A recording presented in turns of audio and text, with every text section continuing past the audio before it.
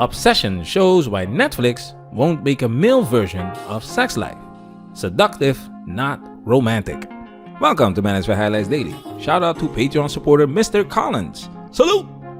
He asked us to take a look at this series called Obsession on Netflix. And we all know Netflix is woke.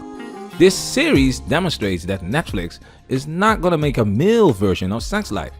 Now before we get into this, let's take a look at what's written about the series. A respected London surgeon's affair with his son's fiancée turns into an erotic infatuation that threatens to change their lives forever. So off the bat, this man is toxic, and of course it's a high value man, high status man. They don't do average Joes. Now let's take a look at Sex Life. A woman's daring sexual past collides with her married with kids present when the bad boy ex she can't stop fantasizing about crashes back into her life. So what you think of the main character remains to be decided. She's not presented as a toxic woman, although she clearly is. However, everything she does is romanticized because Sex Life is supposed to empower women. Obsession is not romantic. There's a sex scene that we're going to break down, and of course, we cannot show that on YouTube. Shout out to the Patreon gang, salute! The original video is going to be on Patreon because we have to respect the YouTube guidelines. That's why you will get a censored and filtered YouTube-friendly version. Certain clips will be frozen or excluded. So if you like what we do and you want to experience our content to the fullest extent, support us on Patreon. This video contains a lot of spoilers, so you've been warned. Now it's time for us to get into this and do what we gotta do. Because we men, ain't we? We men, ain't we?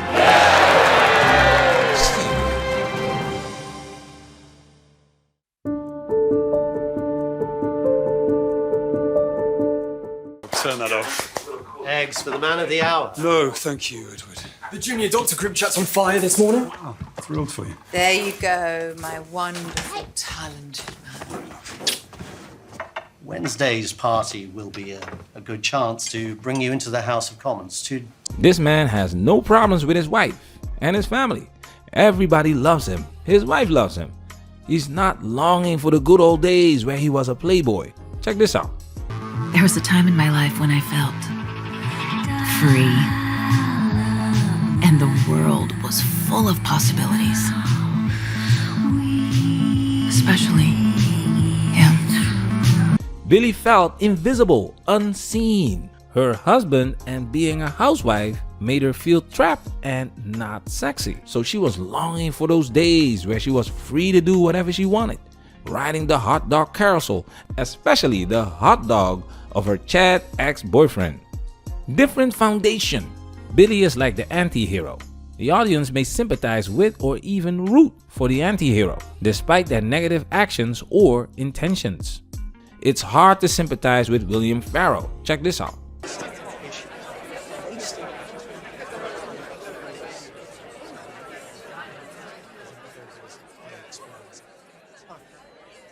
Hey, William, huh?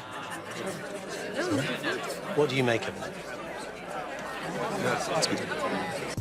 At this point, she is a complete stranger. He doesn't know that this is his son's fiancée, but he is definitely attracted to her. Let's continue.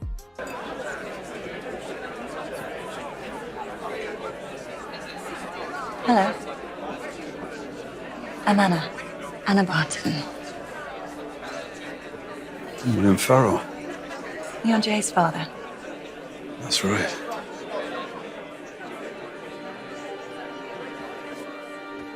He's really proud of you. Well, he's been pretty secretive about you.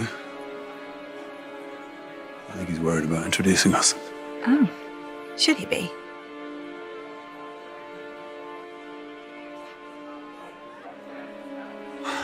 I've been hoping we would meet since you told me who you were.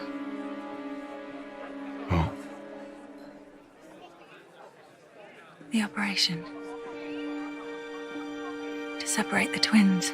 What an incredible achievement.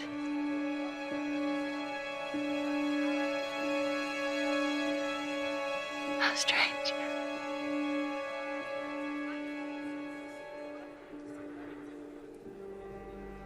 Is that for me?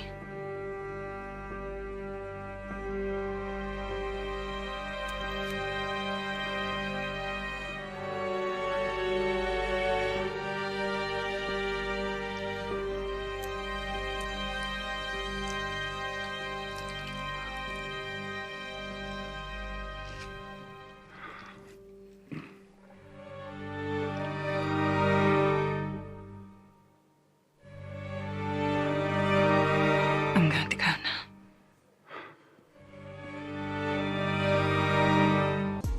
This is their first meeting and everything is about seduction. It's clear that she knows who William is, but why does she want him? Is she obsessed with him because he is a famous surgeon? What makes this woman so special? What is it about her that makes a man obsessed with her and willing to disrespect his own son, his wife, and family? Let's take a look at the first meeting of Billy and Brad and notice the difference. You Billy? Friend said you might need a ride. Are you with the band? Yeah, something like that. Car's parked over there if you want. If not, mighty not. Wait. You have a car? In the city? Okay, no one drives in the city. How do you find parking? Or justify the cost to the environment for starters? I mean, not to mention...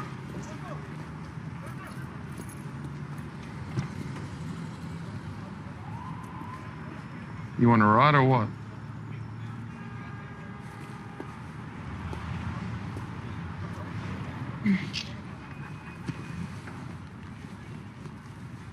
Okay, so you're not with the band. You're not exactly a roadie. Not exactly. No, I own a record label that's trying to sign up.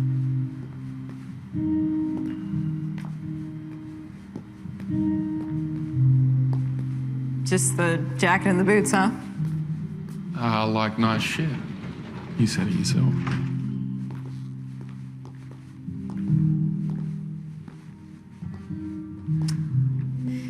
And you have a stage in your living room. I own a record label. Yeah, sometimes I like my guys to play here.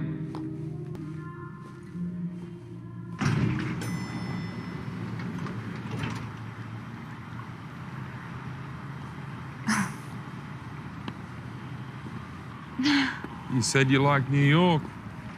I thought you deserved to see her like this. I mean, this is... This is not how I thought my night was gonna end. Everything is romantic like those Disney fairy tales. Billy's experience is rare for women. Most men don't have these resources and don't have the status of Brad in the series. They portray the Disney princess fantasy of women. William's experience is not special. We've all been attracted to a woman based on her looks. This woman is not even stunning. She's attractive, but not stunning. We did a couple of videos about Pamela Anderson, and when she was in her prime, she was a problem, man. If a woman like her would approach you out of the blue, your wife would give you a pass for being obsessed. Not your son, though. Women that are extremely hot are rare. That's why it's ridiculous when these women on these podcasts claim they are 10s. Even 8s and 9s are rare. The point is, Sex Life sold the series in a way women wanted Billy and Brad to be together, even though what Billy was doing was immoral.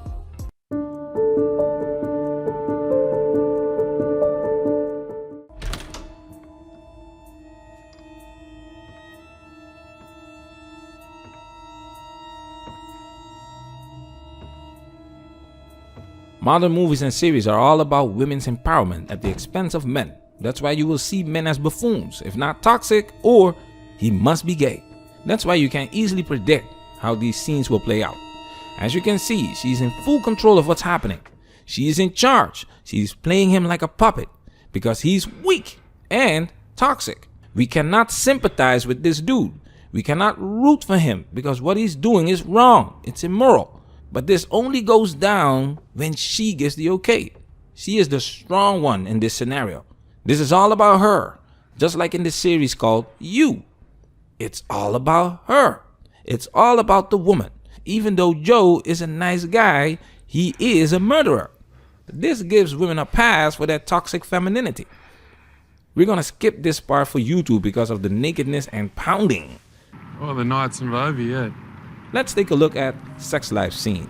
Everything is romantic in this scene, even though she sleeps with him after meeting him for the first time an hour earlier.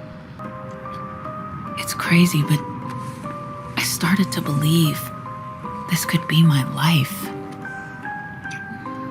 prayed that it would never be anything other than this. I'll go you. Trust me. I want to.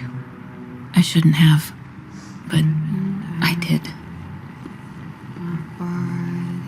I trusted him. Completely. I had a vision. So everything is so magical that you give her a pass to sleep with this man she doesn't even know for 2 hours. This is what love is supposed to be, right? Listen to this.